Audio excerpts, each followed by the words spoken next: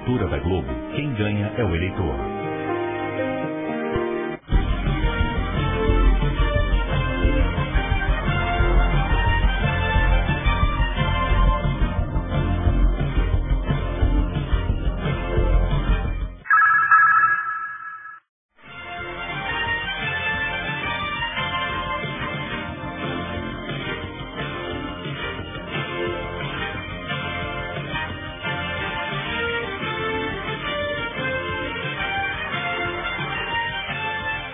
Olá, boa noite, bem-vindos à Central Globo de Produção aqui no bairro de Jacarepaguá, no Rio de Janeiro. Nós teremos, a partir de agora, o último debate antes da votação de domingo, mais uma oportunidade de avaliar os planos e as ideias dos candidatos à presidência da República.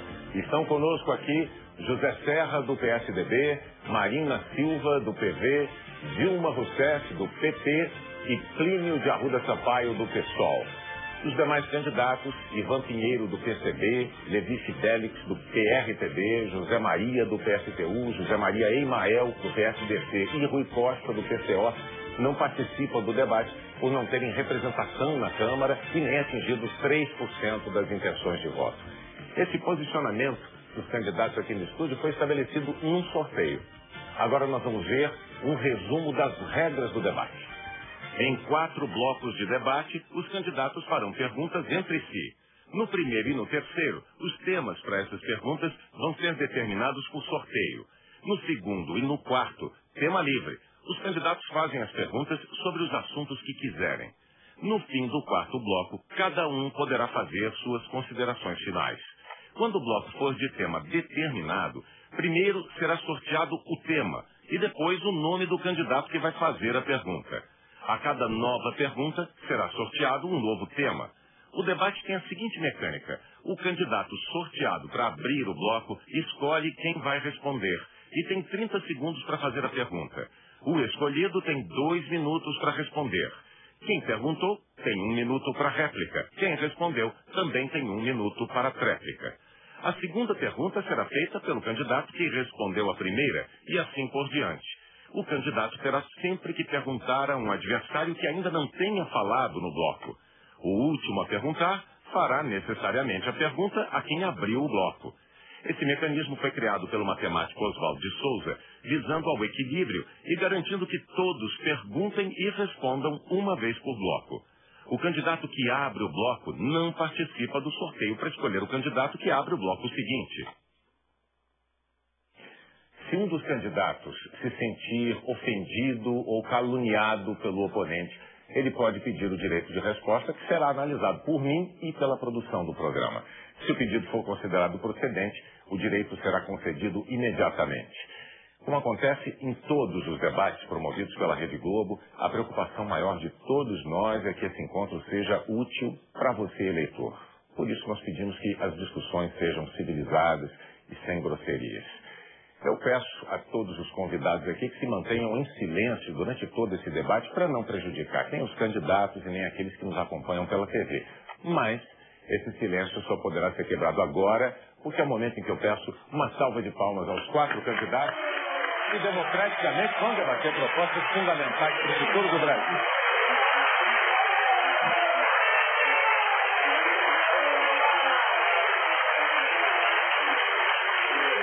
Pronto, já temos os candidatos sorrindo, devidamente aplaudidos, obrigado. Então, agora o que a gente vai fazer, seguindo as regras do debate, é sortear o primeiro tema a ser debatido. Ele está desse lado aqui da caixinha. O primeiro tema é legislação trabalhista. Agora eu vou sortear quem será o primeiro candidato a fazer uma pergunta aqui. É a candidata Marina Silva quem vai fazer a pergunta sobre legislação trabalhista. A senhora precisa escolher apenas o seu oponente, candidata. A quem a senhora vai fazer a pergunta? Vou fazer a pergunta para a ministra Dilma. Em 30 segundos, por favor. Considerando que nós temos um grave problema de informalidade, 50% da força de trabalho economicamente ativa está na informalidade. O que você pretende fazer para reduzir esse grave problema que ameaça à condição de vida digna, inclusive os direitos trabalhistas dos cidadãos brasileiros.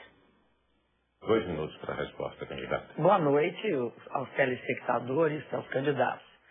Uma das grandes conquistas do governo do presidente Lula foi a melhoria na questão da formalização do trabalho no Brasil. Até 2005, o que a gente via era esse processo do bico, do jeito para poder ter uma renda ou até sobreviver. Com o governo do presidente Lula, nós aumentamos bastante a formalização do trabalho. Tanto é assim que batemos todos os recordes na geração de emprego com carteira assinada. E criamos 14 milhões e meio de empregos até o momento. Acredito que até o final do ano nós chegaremos perto dos 15 milhões de postos de trabalho criados. Contribuiu para isso necessariamente a expansão do mercado interno no Brasil, o que permitiu que houvesse uma maior produção, maior consumo e, portanto, mais emprego no Brasil. Também contribuiu muito para a formalização, a ampliação do crédito, porque no Brasil a gente tinha níveis muito baixos de crédito e houve um aumento de quase R$1 trilhão ampliando o crédito. Isso aumentou o investimento, permitiu que as empresas contratassem mais. E também eu queria destacar o combate à crise que fizemos, que impediu que o Brasil fosse um país que desempregasse. E aí, dos fatores mais importantes foi o fato que, diante da crise, nós desoneramos o IPI, né, de automóveis, da linha branca, e conseguimos, de fato, sustentar o consumo, o emprego e a renda no Brasil. Candidata Marina, 1 minuto para a réplica. Bem, eu observo que a questão de como resolver o problema da informalidade não foi adequadamente respondida. Lamentavelmente, nós temos cerca de 50% da força de trabalho economicamente ativa na informalidade.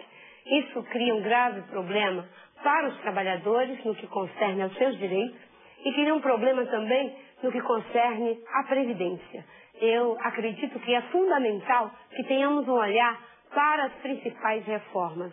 E nós estamos diante de um grave problema que precisa ser encarado da seguinte forma, no meu entendimento. Manter os direitos dos trabalhadores, mas ao mesmo tempo simplificar o processo de contratação para que possamos diminuir a informalidade e com isso melhorar a vida dos milhões de trabalhadores que não têm acesso à Previdência e que não têm acesso a direitos, para que essas pessoas possam ter seus direitos assegurados. Agora, a réplica da candidata Dilma em 1 minuto, por favor. Eu queria destacar que até 2005 havia geração de trabalhos informais mais do que trabalho formal no Brasil. Essa situação modificou. E nós fomos capazes de gerar um volume de emprego muito significativo se você comparar com o nível de desemprego que hoje graça nos Estados Unidos e na Europa. Mas eu queria deixar claro que eu acho que o aumento de emprego é importante que se dê mantendo os direitos trabalhistas, mantendo o direito ao fundo de garantia, ao 13º, às férias. E acredito também que o Brasil precisa de gerar um volume muito grande de empregos.